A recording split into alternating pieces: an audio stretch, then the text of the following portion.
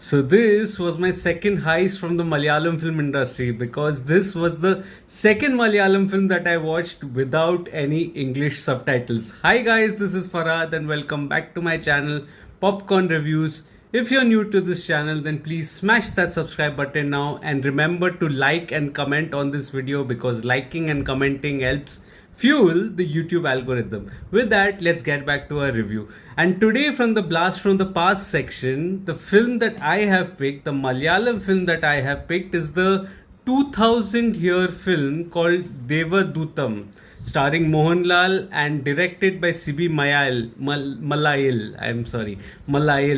And this film I had to pick because it had re-released the remastered version, the restored version did release in Kerala, and I was checking whether there were shows in Mumbai too, and there was one show, and that too without subtitles. So I said let's do a little digging online and see whether the film is available anywhere. Unfortunately, the film wasn't available officially on any platform, and I had to resort to the one on YouTube. And the one with YouTube also did not have English subtitles, but I had to watch it. I just had to watch this film because of the buzz that was created around its release. And I said, you know what, let's go for it. Let's use the experience that I had undergone of watching my first Malayalam film without English subtitles season, the 1989 season, and I just, gave it a go. And to the advantage of the film, it because it was a horror, so to say, it was a horror musical drama kind of a film with a little bit of romance as well. There was a lot of ambience that was created, and because I did not have to focus on the subtitles, I actually was able to invest in the drama a little more. Now, I had to rely a lot on Wikipedia this time around, unlike my previous experience, which was in season, which I could grasp a lot of the things that were going on. Unlike here, I found it a little difficult, I must admit. I wouldn't just sit here and just say that it was a ball, it was easy. It wasn't. And so I had to refer to a lot from the Wikipedia to get the context of what is going on, and because most of the drama was unfolding through conversations also, and conversations were very important and integral part to this drama. So essentially, Devadoothan is a story of a musician who narrates his experience with the supernatural that is there in a extended flashback, you can say. And the story here has the right mix of music, horror and drama, and it is so measured in its approach that it creates a wonderful ambience that is, it is almost like an atmospheric horror but with tinges of romance in it also, and the romantic portions are also very beautifully integrated in the drama.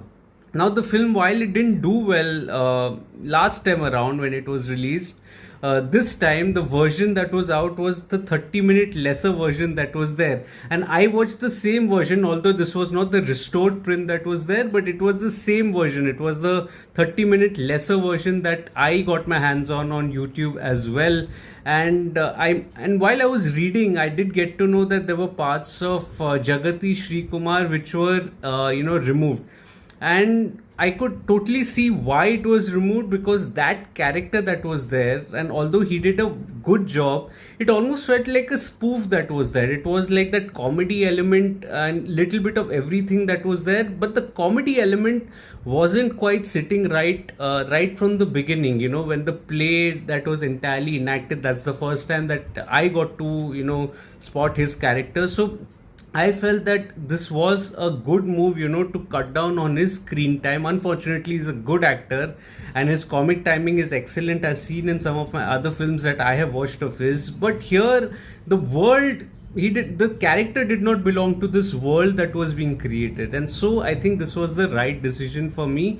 Other than that, I felt that the audiences, the mystery unfolds through the gaze of the protagonist played by Mohanlal, and so you are at the same level as that of the protagonist.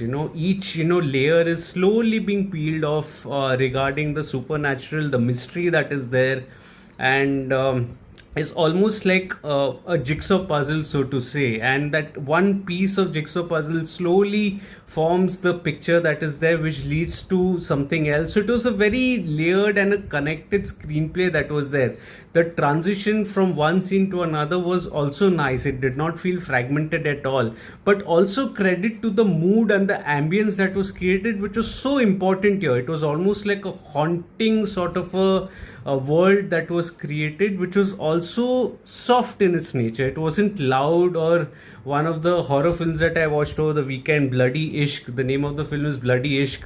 Oh, it was so bad. It was not in that zone. It was not the loudness in the horror that was there with the blaring music that was taking over. The music was almost like a haunting after effect of the scene that was there, which was immersing the viewers in the experience that was there. The mystery angle was a little generic even for 2024, I would say. It wasn't, something that would absolutely shock you to bits that, oh my god, this was the revelation.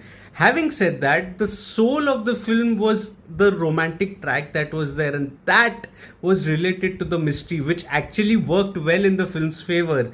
And I can totally understand why this film is a cult film, because the mystery element coupled with the romance was so well done. I mean, it was so well done. If it was just the mystery element that was there with a supernatural spirit just playing a revenge, so to say, a revenge angle associated with the supernatural aspect that was there, it would become like a common thing even for today's time. And because it was, linked to the romantic angle of one of the characters that was there, it was so well connected, and I think that is what made the film work for me in a very big way, because the writing was such that it was not just taking the horror element and just presenting it in a one dimensional manner. It was layered and it was immersive. It almost tied the loose ends together, leading to a satisfactory final act. The final act also made perfect sense. It perfectly fitted the world that was there,